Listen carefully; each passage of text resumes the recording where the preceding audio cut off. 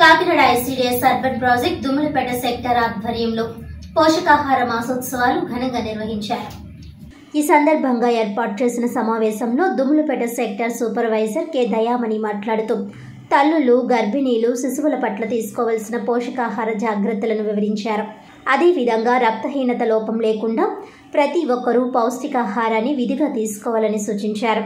ప్రస్తుతం అంగన్వాడీల ద్వారా అందజేస్తున్న పౌష్టికాహారాన్ని సద్వినియోగం చేసుకోవాలని కోరారు. అనంతరం పలువురు గర్భిణీ స్త్రీలకు శ్రీమంతం కార్యక్రమాలు నిర్వహించారు. అంగన్వాడీ వర్కర్లు ఏర్పాటు చేసిన పౌష్టికాహార ప్రదర్శన అందరినీ ఆకట్టుకుంది. ఈ కార్యక్రమంలో మాజీ కార్పొరేటర్ తుమ్మల సునీత రమేష్, అంగన్వాడీ వర్కర్లు, హెల్త్ సిబ్బంది, సచివాలయం సిబ్బంది తదితరులు పాల్గొన్నారు.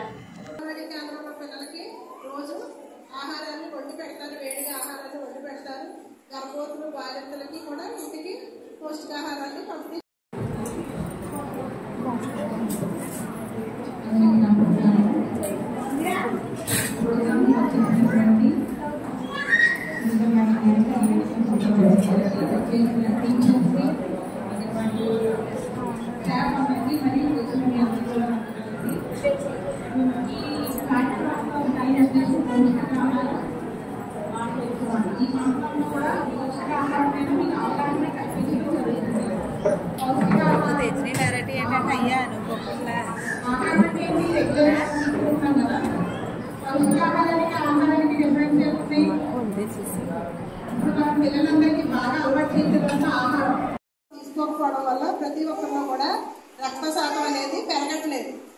ప్రతి ఒక్కరు కూడా రక్తాన్ని ఇంప్రూవ్ చేసుకోవడానికి రక్త శాతం ఎక్కువ ఉన్న ఆహారాన్ని ఒక్కరు తినాలి. వాటి గురించి నేను మళ్ళీ మాట్లాడతాను.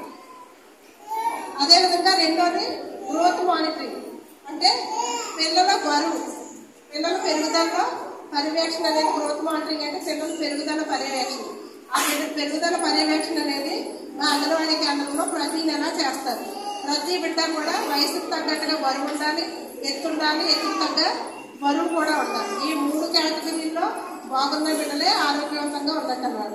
కాబట్టి ఈ సంవత్సరం ఈ నెలలో ఈ థీమ్ ఏంటంటే గ్రోత్ మానిటరింగ్ మీద కూడా మనం కాన్సన్ట్రేషన్ చేయాలి. ప్రతి ఒక్క తల్లి కూడా అంగన్వాడీ కేంద్రంకి వెళ్ళినప్పుడు మా పిల్లోడు ఎంత బరువు ఉన్నాడు, ఉండవలసినంత ఉన్నాడా లేదా, ఎందుకైనా తక్కువ ఉన్నాడా ఏంటి అనేది మీరు తప్పనిసరిగా తెలుసుకోవాలి.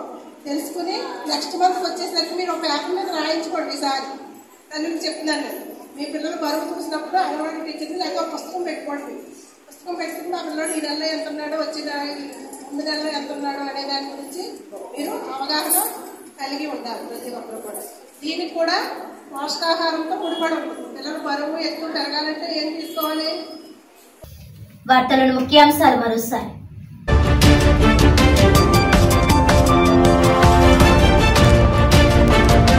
తిరుమల తిరుపతి దేవస్థానం లడ్డూ ప్రసాదం కల్తీకి నిరసనగా కూటమి నాయకులు ప్రాయశ్చిత్త దీక్షలు. కల్తీ చేసిన దోషులను శిక్షించాలని demand.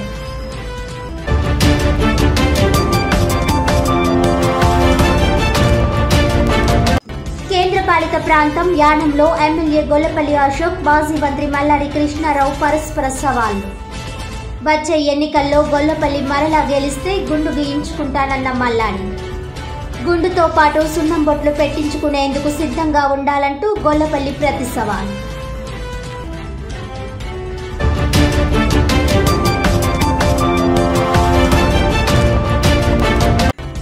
Kakinada ICDS urban project దుమ్మలపేటలో ఘనంగా పోషకాహార మాసోత్సవాలు. పోషకాహార ఆవశ్యకతను వివరిస్తూ ప్రభుత్వం అందిస్తున్న పోషకాహారాన్ని గర్భిణీలు, తల్లులు సద్వినియోగం చేసుకోవాలన్న సూపర్వైజర్ దయామణి.